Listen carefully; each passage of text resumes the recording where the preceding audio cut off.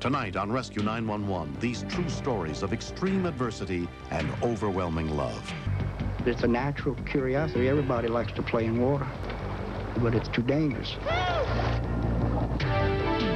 Can you tell for sure if it's the baby's head? I would not want to have heard somebody say uh-oh when they were standing at the other end of me delivering a baby. I don't want you to say uh-oh again, but what did you say uh-oh for?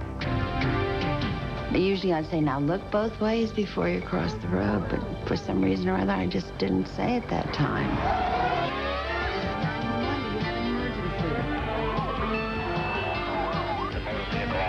Just really mercy service.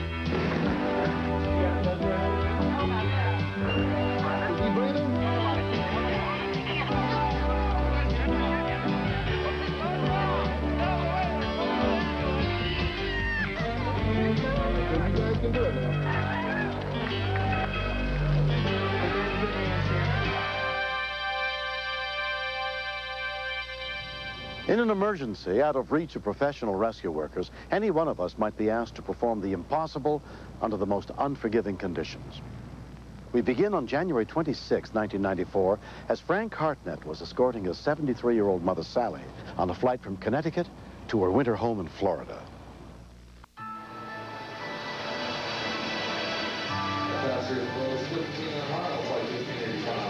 We were walking down the concourse, and we had to keep stopping so she could catch her breath. So it's just very unusual for her. Never saw her do that before. And good morning, ladies and gentlemen. At this time, we'd like to begin boarding Delta Flight 534, nonstop service to Tampa. When they called for boarding, she didn't look any different than any other time. Hi.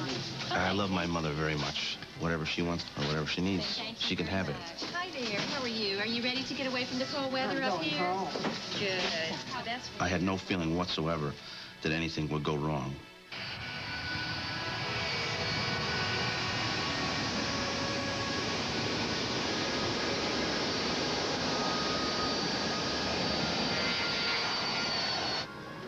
Excuse me, what's your elevator? My mother said, "Can I get a drink of water?" Excuse me, ma'am. Can I Yes, have some sir. water? You sure may. She's feeling kind of warm. She said, "I've just taken nitro. I need oxygen." There you go, sir. And as I handed her the cup, she dropped it. And she said, "I need oxygen." And that was the last thing she said. Sir, is everything okay? Jeanette McClarty was one of the flight attendants. He told me that she had taken a nitro pill, which immediately alerted me to the fact that she obviously had some heart problem. Okay, I'll call the crew, and I'll be right back to check on her. It just seemed impossible that she could have another heart attack. A year after having a quadruple bypass, you're 30,000 feet up in the air, and in your mind, you're trying to think, what the heck are we going to do now? Senior flight attendant Judy Wild took charge of the situation. Feeling better? Are you cool? When I first heard that we had an ill passenger in the back and that we were starting oxygen, Judy, this is her son. I didn't think too much about it. This really occurs more than you would imagine. Why don't you get some cool cloths for me? Ma'am, are you feeling any better? But when I got in front of her and shook her by the shoulders and said, "Can you hear me?" I got no response. Can you hear me? And I thought, uh-oh, she's in trouble. I immediately started trying to find a pulse. I did not find one. Can you hear me? Reach for Dr. Jeanette. I knew if I didn't have someone to help me, that the other flight attendants and I would have to do the best that we could do. When we continue, You're totally, absolutely helpless. The plane is just so, it got smaller and smaller and smaller. You just didn't know, there was nowhere to go. Man, you're stuck.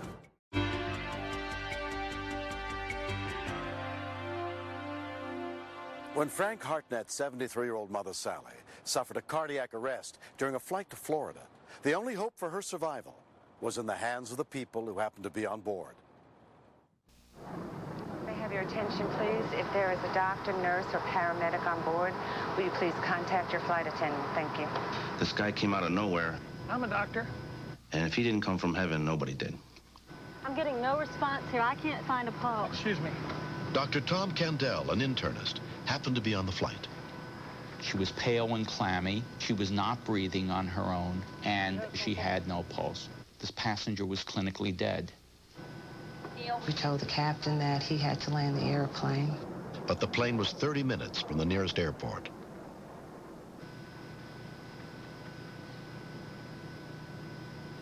I was very frightened to see him start CPR on her. I was very afraid she was going to die. My father had died about 2 years ago, and I kept thinking, I really don't want to go through this again. It's too soon. 1 and 2 and 3. He said, I'm afraid I'm going to break her bones because she is older and very fragile. So I said to him, the alternative is unacceptable. If you have to break the bones, break the bones.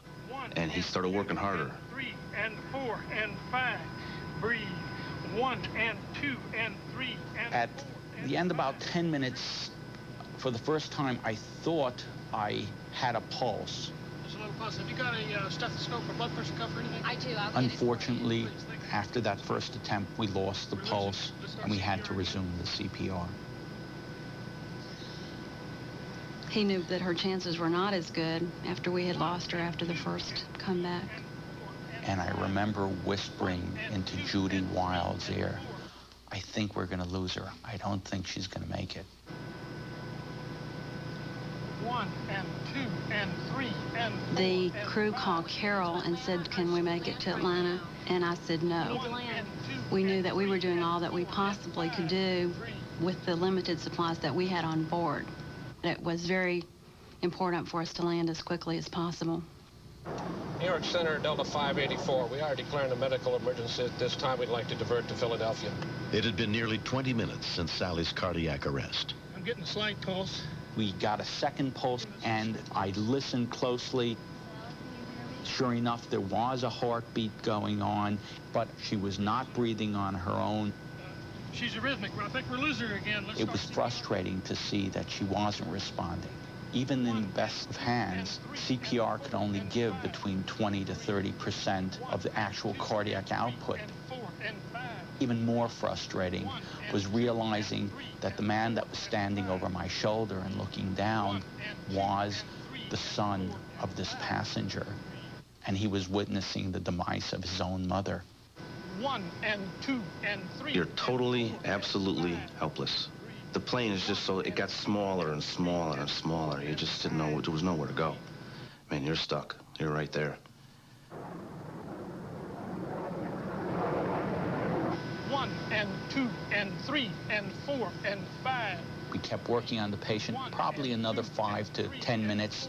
And as we were coming into Philadelphia, the patient all of a sudden, for the first spontaneous time, took a deep breath on her own. 2 and 3.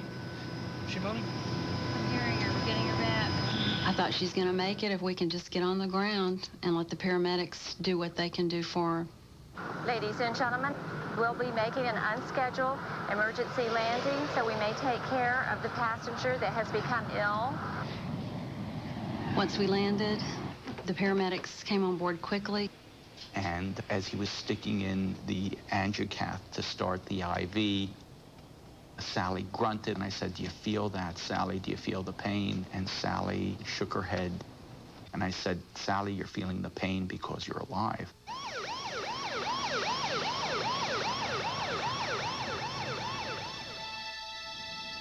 Four months have passed since the incident. I can feel my strength returning day by day, but a very slow process. They determined that my mother has an extreme allergic reaction to nitro. So when she put the pill in her mouth in the plane, it bottomed her blood pressure out so far that it killed her. It was the first time that I had ever taken nitroglycerin. I threw the pills out. I'll never take another one. So what happens, happens.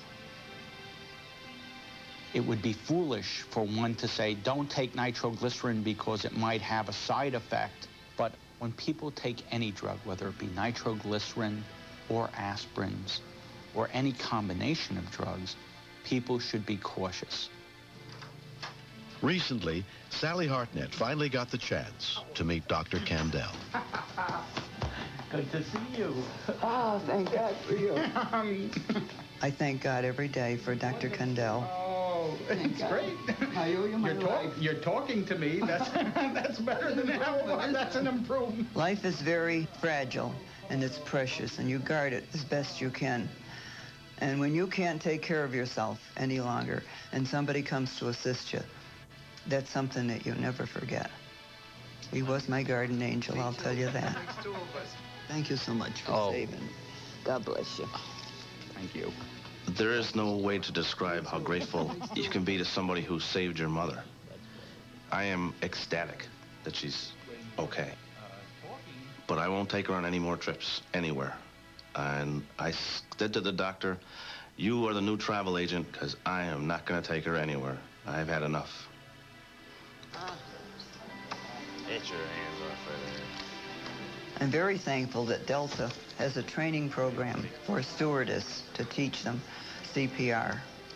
I learned how to serve a Coke after I started flying, but I learned how to do first aid in training before I ever got on an airplane. All right, let's go. I want Sally to know that being a factor in bringing her back was a very gratifying feeling. Not for me as a physician, but for me as a fellow human being. And I'm glad that she's there and she's able to give love to her family and receive love from her family.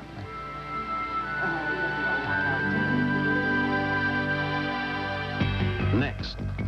Usually I'd say, now look both ways before you cross the road, but for some reason or other, I just didn't say it that time.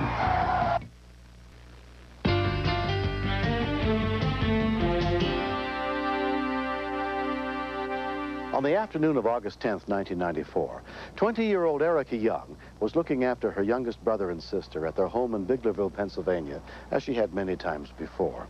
Being the oldest one at home, she soon found herself trying to do the best she could during one of her family's darkest moments. Okay, well, you guys stay close to the house, all right? There's 8 kids in our family, and there's 5 girls. Luckily, it outweighs the boys, which are 3. It's not your average American family by any means, but we get along pretty well. Erica was taking care of the youngest children, 7-year-old Danny and 5-year-old Sherry. Sherry's a nice sister. I like that she plays with me. Sherry saw Teddy, the dog, run across the road over into our neighbor's. No, Teddy! She knew that Teddy wasn't supposed to be over there, and she went after him.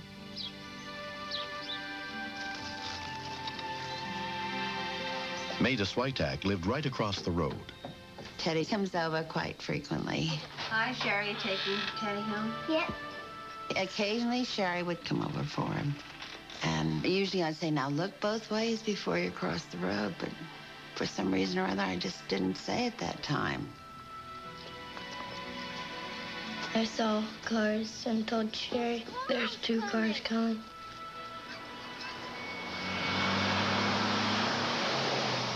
She thought I only said 1.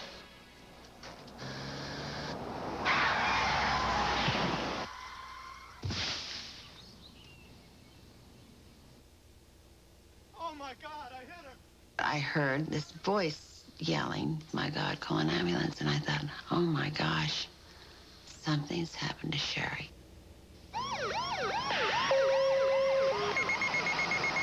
the area of 830 Town Road, a pedestrian struck Cross Street of Fairview Fruit Road and Forest Church Road, 17009. Oh my God. I saw Sherry probably about 50 feet from where the car was. Sherry? Sherry? She was just laying there staring straight up and gurgling, and I knew that she was choking on blood. Sherry, look at me. I just wanted to hold that little life and just keep it as long as possible. I was afraid to move her because I wasn't sure if her neck or anything was broken, but she went rigid and quit breathing. I had a horror that she was going to die in my arms. Sherry? Sherry? I eased my hand behind her neck and just turned her head just a little and cleared her mouth out so she could breathe. Come on, keep breathing. Keep breathing, Sherry. She started crying, and I was just like, oh, thank heavens you're breathing. Just stay with me. That's it. I know it hurts. Just keep on breathing. That's it. Within 6 minutes, the first volunteers arrived, including Cashtown Fire Chief Tom Norman. My assistant chief got there right ahead of me, and he said she looks pretty bad. So I told him to go ahead and start the procedure for the helicopter. Can you help me out? I want you to do one thing. Okay. Hold her head perfectly still and keep talking to her for me, okay? Her golden hour was ticking very fast. We had no idea if her back was broke or her neck could have been broke. Okay, Donnie, we want to rebreathe her on 15. She was breathing, but as scared to death, she was going to take one last breath, and that would be it. We want to get a collar on before we do anything. At the moment, we need a blanket also. We have a lot of nasty calls, but for a young child, this is one of the worst ones we've had. It just makes you feel like it's your own child when you're working on, a girl that's hurt this bad. Gettysburg Hospital Advanced Life Support got to the scene soon after, including paramedic Herschel Shank. Chief, what happened? What do you got? Looking at her face, blood coming from her nose and her mouth, there's signs of this possibility of a closed head injury. Sherry, has she been talking to you? No. She wasn't very tall, so she struck the car just in that area of the headlight. And she was thrown, from my estimation, about 40 feet. Sherry's gonna be a bright light here in your eyes. That's it. Sherry? There we go. It was obvious that she was critical. From where we were at that day, transport time via ground would probably almost take up to an hour. So it was appropriate to have her flown via helicopter. Donna Young came home from work as soon as she was notified. Erica was crying. Danny. He had seen it happen, and he was just crying. He wouldn't talk. And get some more vital signs here. Go ahead. I went into the ambulance, and she was crying. Mom? Yes. Mom, my name's Herschel. I got in front of her, and I said, Sherry, it's Mommy. Call her name Sherry. out. That's it. Can you hear me, Sherry? She did not respond. She just didn't even know I was there.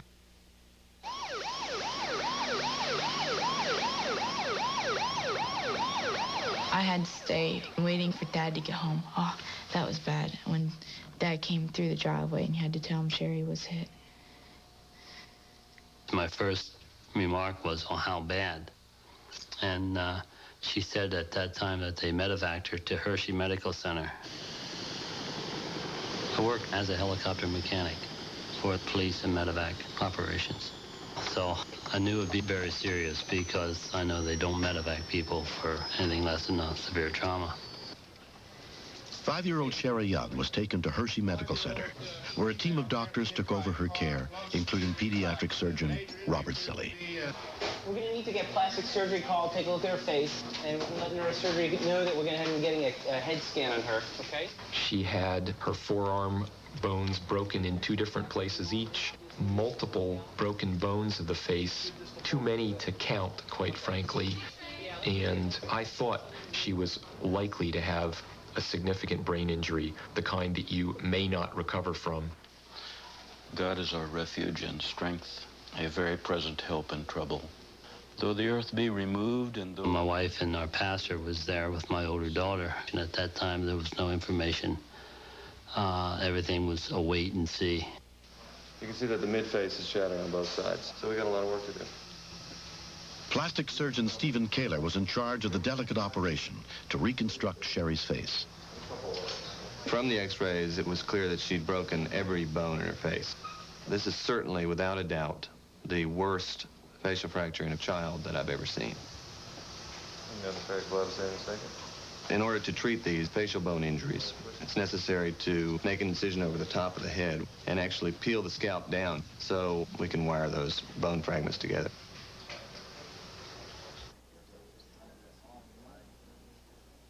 We sat and we tried to just talk and pass the time and sift through our feelings. This type of surgery, it takes a long time.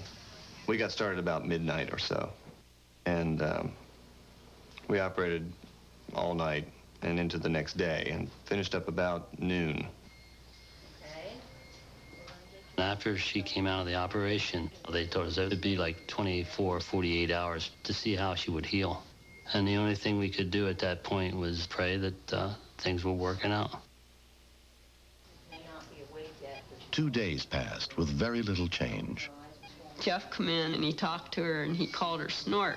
That's her nickname. And she heard us and knew that we were there, and she went like this. And I started to laugh. And then I started to cry. We're gonna be all right.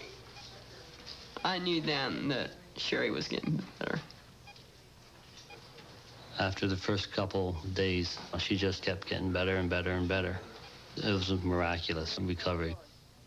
When Sherry was injured, the majority of the energy that her head absorbed was in her face, and it hurt her face terribly, but her face was fixable. Fortunately, her brain was not so seriously injured, and she's had a wonderful recovery. 3 months have passed since Sherry was hit by the car. Now, before we even step onto the road, I say, "What are you going to do?" And she goes, "Look both ways." And then I say, "What else do you do?"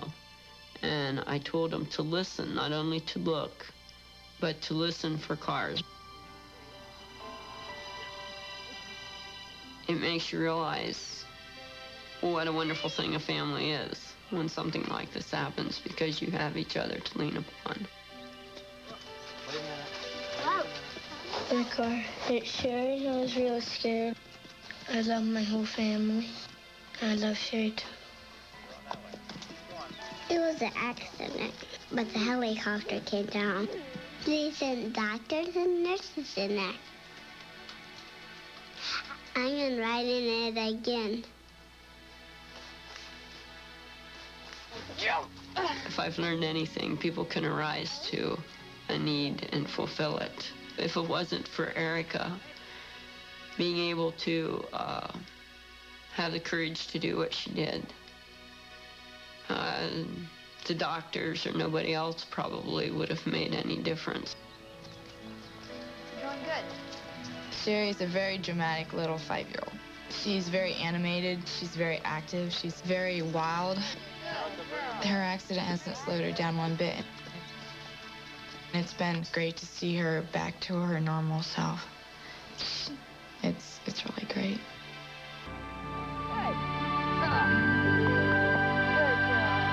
Next. It's a natural curiosity. Everybody likes to play in water, but it's too dangerous.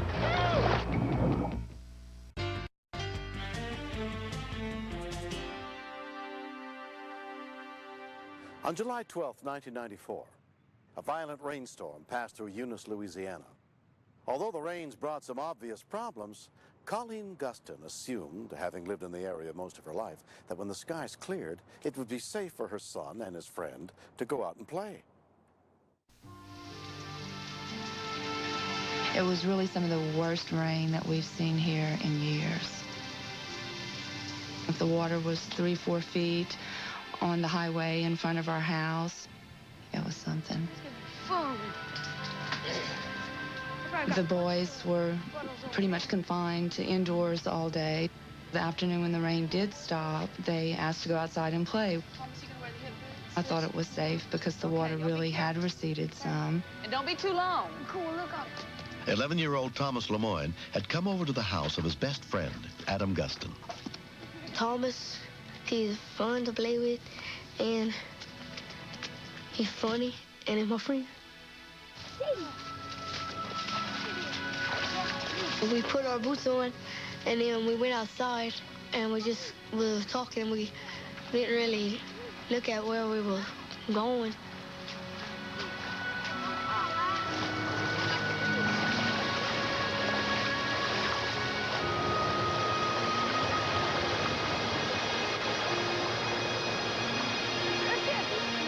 We seen this ditch that was full of water. Deep. I jumped in it, and then it went a little over my nose. Probably over my head. We found a pipe to the other side of the ditch, and we went and walked across the pipe.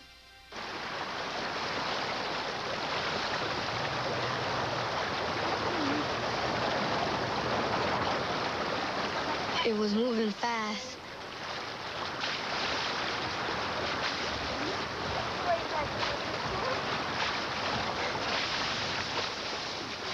Eunice Police Officer John Cormier was on routine patrol in the area.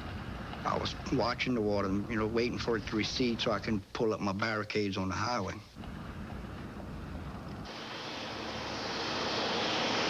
I saw two young boys playing in the water. It's a natural curiosity. Everybody likes to play in water, but it's too dangerous. Get out of the water and go home before somebody gets hurt. I don't want to catch y'all in here again. The policeman told us to get away from the ditch, and we walked away. They got 15, 20 yards from me, and I went on westbound. I decided I needed a cup of coffee.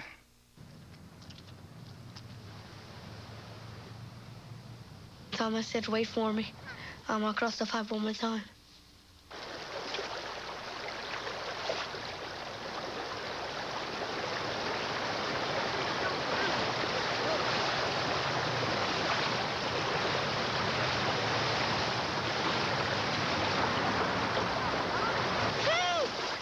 I thought he was faking at first.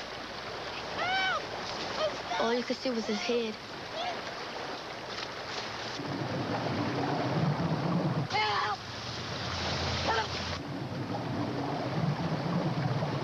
I just grabbed him before he went in the pipe.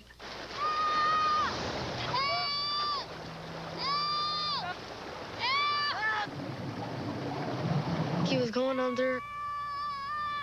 I felt that I didn't want to let him go. So I just screamed help.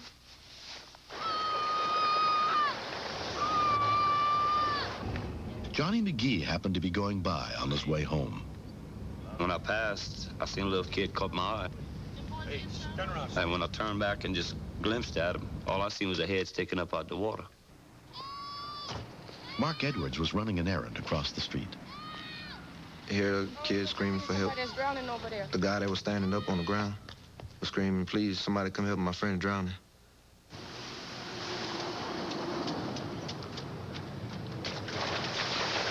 I started trying to pull him out, and it's like he wasn't even budging. It's like something had him down there and wasn't going to turn him loose. Off-duty police officer Ronald Papillon also happened to be across the street. Hey, Ron, come on, man. His face was just so white, and he just kept hollering, help me, please don't let me die, please don't let me die. I said, this ain't working, that pulling ain't working. I said, something's wrong, this guy's stuck, and he's not coming out.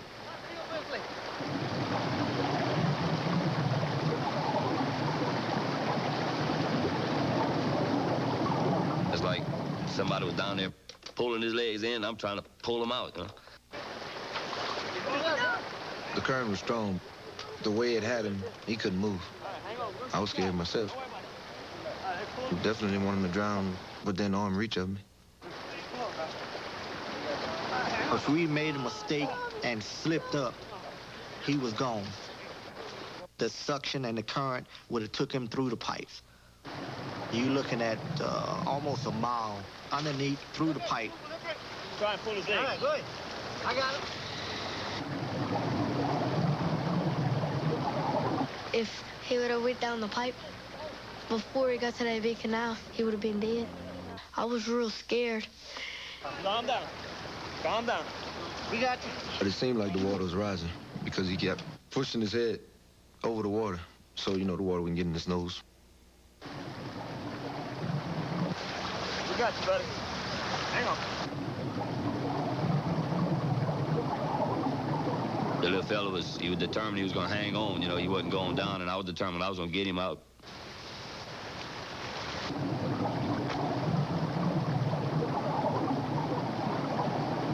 And finally, it's like it was just broke suction. I didn't realize how bad the suction was till after we got him out. When we pulled him out, it's like we unclogged the drain. But look, Johnny's stopping it back up, you know, it stuck me up to it. Oh, no way. After more than 15 minutes of fighting to keep his head above water, Thomas was safely out of the pipe. His mother, Rachel Lemoyne, rushed to the scene as soon as she heard what had happened. I expected the worst. I ran to the ambulance and saw him sitting there and, you know, wet and dirty with a little oxygen mask, and I was just so relieved. So relieved. Adam's mother, Colleen, had also been notified. Thomas looked bad. My heart went to my feet, but everybody reassured me, that it was okay, that they were, very, very lucky that it ended up with, Thomas not getting sucked down the drainage pipe. If he'd have lied back and he wouldn't have held on, he was gone. I was shaking like a tremble, but it wasn't a cold. I didn't even feel a wet. I just felt like I was nervous for what I'd done.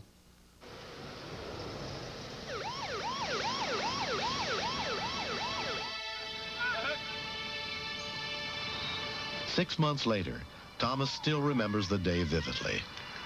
I was saying, please help me to get out. And then he pulled me out, and I said, thank you very much, I love you. Thomas could have lost his life, and I really don't know if that's something that Adam or myself could have lived with. They knew that, they had done wrong. Number one, leaving the yard where they would have been safe. And number two, not listening to the police officer. One of the things I like about Thomas and Adam's friendship is Adam's kind of clear-headed. I think other kids might have panicked. They might have left to go get help. But Adam had the presence of mind to stay there and help. And I'll always be grateful to him for that. Adam is my hero. I guess I can call myself a hero because I didn't let go of him until help came. But I'm not the only hero. The gentleman that pulled Thomas out, they didn't stop to think, well, can we do this? What might happen to us? They just jumped in. I think they're just terrific. I don't feel like I've ever thanked them appropriately or can. We're gonna feed him. We're gonna fatten him up. I'm just doing what anybody else would have done. Hopefully, anybody else would have done. It feels like it never happened. I feel good. I play around in the neighborhood now. I don't ride in the ditches no more. Ditches might be fun to play in, but they could be dangerous. So you need to stay away from them. It's made me a little bit smarter because dangerous things can happen when you never expect it. I think Thomas will always be my friend. Next. Can you tell for sure if it's the baby's head? I would not want to have heard somebody say uh-oh when they were standing at the other end of me delivering a baby. I don't want you to say uh-oh again, but what did you say uh-oh for?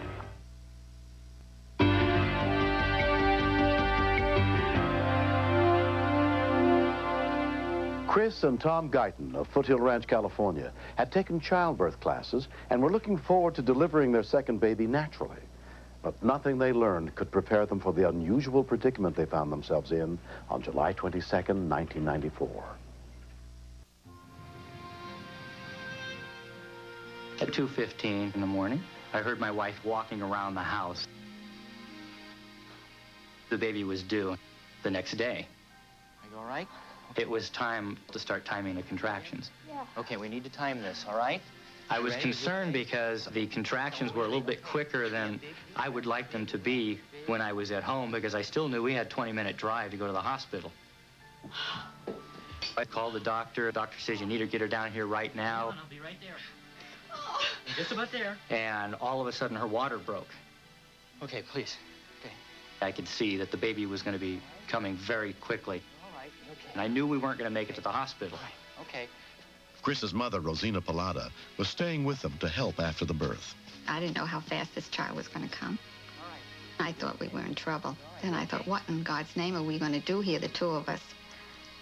Hello, my daughter is expecting a baby and something's going wrong. Could you send somebody right away? Sure. How far along is your daughter? They expect it on the 23rd. All right.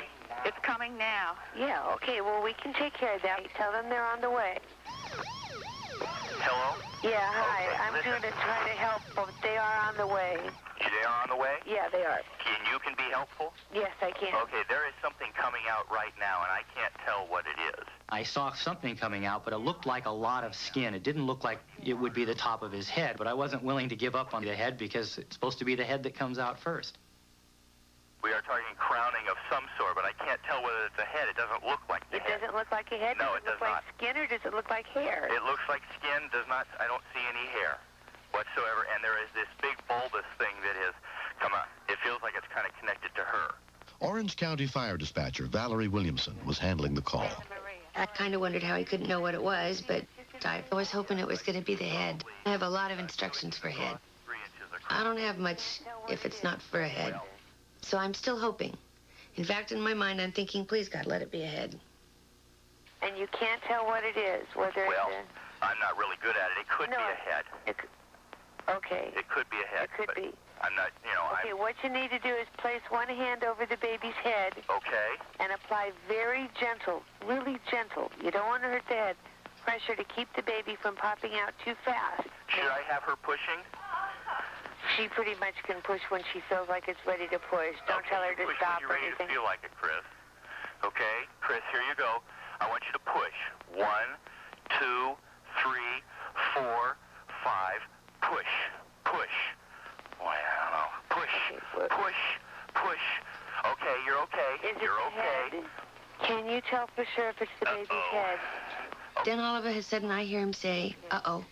I would not want to have heard somebody say, uh-oh, when they were standing at the other end of me delivering a baby. Uh-oh would not have been the word I wanted to hear. I was just thinking how scared she must be. I don't want you to say uh-oh again, but what did you say uh-oh for? I have got a feeling that he is coming out ass first. And then I was really concerned. I just really didn't know what I was going to do. I had no idea how I was going to deliver a baby rear end first. I'm not sure, though. I could be wrong, but it looks like his little balls are coming out. Okay, hold on a second there. I mean, just do what you're doing. Okay. I was alarmed.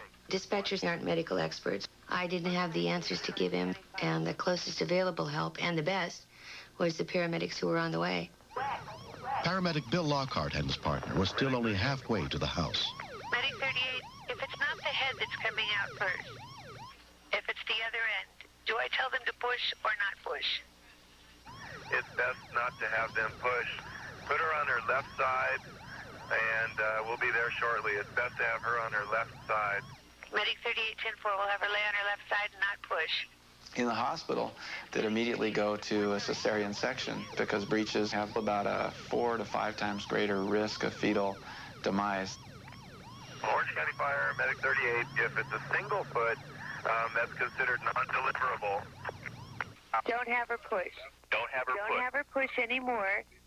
What have her lay on her left side. On your left side, Chris. I need you to roll over on your left side. I'm an airline pilot. We get a lot of training on how to handle different emergencies that could come up, but I was pretty much flying blind. If they don't get here, I'm probably going to have to do something, and I had no idea what to do at that time. I felt there was danger at that point. She kept saying my insides are coming out. Then I thought something might happen. I might lose her. And the baby. For them. The important thing for them to do is make sure that the cord is not being compressed. So they should try to push the buttocks off of the cord if they can see the cord. In my heart, I was thinking, I wish the paramedics were already there. I was thinking, please, somebody get there. Somebody that knows more than I do. You've got to make sure that the buttocks is off the cord. We've got to find out where that cord is. Right, I know Medic what you mean. 38-10-4. I can't tell if there's any cord right now. Okay, if you could feel with your fingers at all. I'm trying to do that right now. You're doing... Here comes a paramedic, Chris. Here Are they in the room? They are just about in the room right now. Terrific. Well, congratulations, and I'll let you go. Okay, bye-bye. We have a full turn. Bill's partner was paramedic Paul Guns. When we walked in, you saw the baby's rear end. I mean, as clear as can be. If we were unable to deliver within about 10 minutes with transport, but the likely outcome would have been very bleak. We had to deliver it here. We gave the family a little bit of reassurance, but we're always honest with them, and we don't want to give anybody false hope. Get the legs out. Unfortunately, when I felt within, I felt that the legs were crossed, which means more maneuvers would have to be done. Okay. A big breath, okay? I'm gonna need that IV. Bill had a concerned look on his face. He didn't have to say anything. I knew what he was getting at. Okay, so we're going to be pushing back up inside a little bit more and just seeing if we can straighten out those legs. Had to reach inside and uncross the legs. And I was able to get the buttocks out and then hook the legs and get the legs out next. You might want to have to get the airway bag. Yeah. The next step is to clear the shoulders. Coming along. Got meconium. That's when the clock even starts ticking faster because the umbilical cord is now definitely compressed between the baby and the pelvic structure. Hang in there. I knew that I had at that point no more than 4 minutes to get the baby out. Just a little bit. We're coming along okay. Just all right. Just hanging up a little bit, but we should be able to get him out. Yeah, that's good. Okay. And maybe Time was counting down and the baby was still in there. Okay, we got the shoulders. I wasn't sure whether he was alive at this time. We'll be along now. I was hopeful that the head would just pop free. Unfortunately, the head hung up on the pelvic structure. Try to take a deep breath. The baby's very ashen and gray. Right, distress. So you might want to get the ready for resuscitate. We had very little time to clear the head. The color of the baby was real poor, like there was an oxygen problem. And it was enough to really send a shiver up my spine. Okay. Your arm nice and still. Okay, I got the head out. We were able to get him out, but there was absolutely no movement whatsoever. He was just lifeless. Okay. Gotta start drying. I saw the baby coming out, and I didn't hear anything, and then I thought, oh, dear Lord, what is wrong? Okay. Great. Is he okay? We got 10 fingers and 10 toes. Chris asked several times, is he okay? Is he okay? And nobody said anything. Is he okay? And I wanted to see some sign that the baby was alive. Get some O2 ready for him. The parents are distressed that the baby's not doing well. Our anxiety level's up even higher at this point. We're just drying him off and stimulating him right now. And finally, the baby took its first breath. Okay. Here we go. All right. Look at the healthy baby. Here you go, Mom. Things were looking fantastic. Ah, healthy baby boy. You could just feel the energy in the room and one communal sigh. Way to go. The baby started to pink up very quickly. I mean, right before our eyes. And that was like, you know, a blessing from above. You know, that was really a nice moment. Oh, big yawn. Oh, yeah. I was very happy. And they gave him to me, and everybody was fine. There you go. After he was born, oh, bliss, happiness, relief. Yeah. It was just so touching to see him. And he was so good. He was just perfect. Way to go, Tim. Way to go, Chris. The paramedics, they have a radio that they carry with them, and they keyed up, and I could hear him cry. Hey.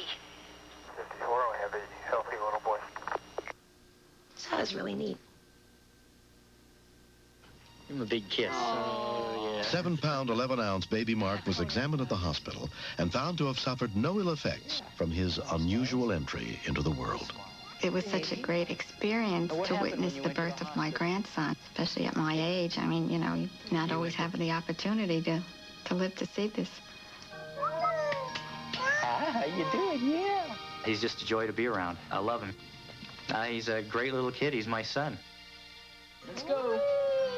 Giving birth is like no other experience you can possibly have. And when you see that child and everything's fine and the baby's perfect, it's just an indescribable feeling. And the fact that Bill, the paramedic, was there to help me get through that is just incredible. He was just a wonderful guy. I really feel like I owe my life to him.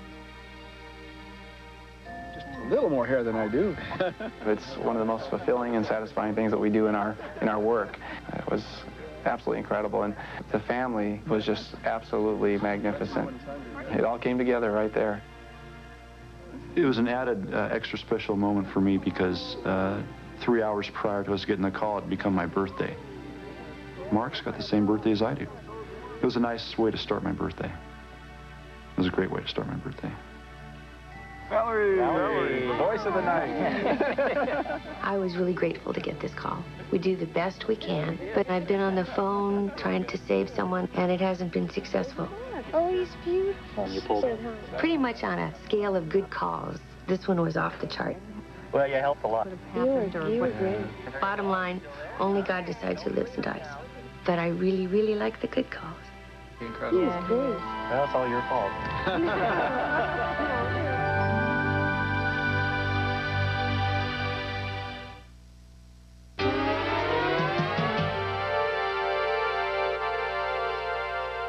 In many communities, emergency dispatchers are not trained to give first aid instructions over the phone, or even legally allowed to do so.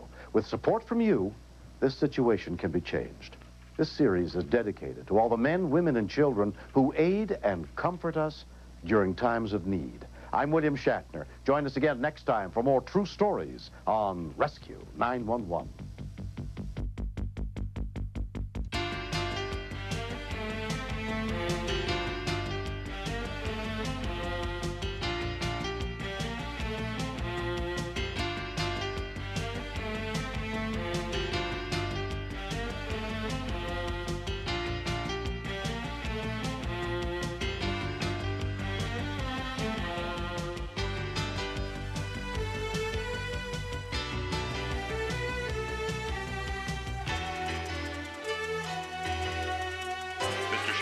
Step out of the car, please.